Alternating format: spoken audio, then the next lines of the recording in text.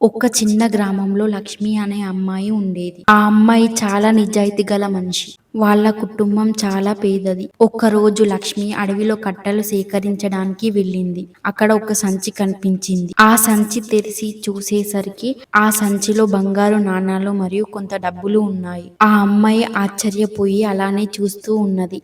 ఇవి తీసుకుంటే మా కుటుంబంలో కష్టాలు పోతాయని ఒక క్షణం ఆలోచించింది. కానీ ఈ డబ్బులు ఎవరివో, వాళ్ళు ఎంత బాధపడుతున్నారో అని ఆలోచించి ఈ సంచి వాళ్లకు తిరిగి ఇవ్వాలని ఆ కట్టెలను మరియు ఆ డబ్బుల మూటను తీసుకుని గ్రామానికి వెళ్ళింది. ఆ గ్రామంలో ఈ సంచి ఎవరిదని అడుగుతుంది.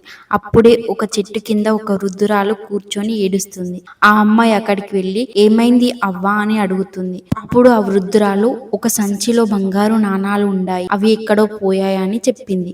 వెంటనే ఆ అమ్మాయి తన దగ్గరున్న ఆ మూటను తీసుకొని, అమ్మా నాకు ఇవి అడవిలో దొరికాయి, నీ వస్తువుని తీసుకో అని ఇచ్చింది. వెంటనే ఆ వృద్ధురాలు అమ్మాయిని ఆశీర్వదించి కొంత డబ్బులు బహుమతిగా ఇచ్చింది. ఆ అమ్మాయి వాళ్ళ కుటుంబానికి కొన్ని డబ్బులు సహాయం చేసింది. ఈ కథలో నీతి, నిజాయితీ ఎప్పుడు మనని పైకి తీసుకెళ్తుంది.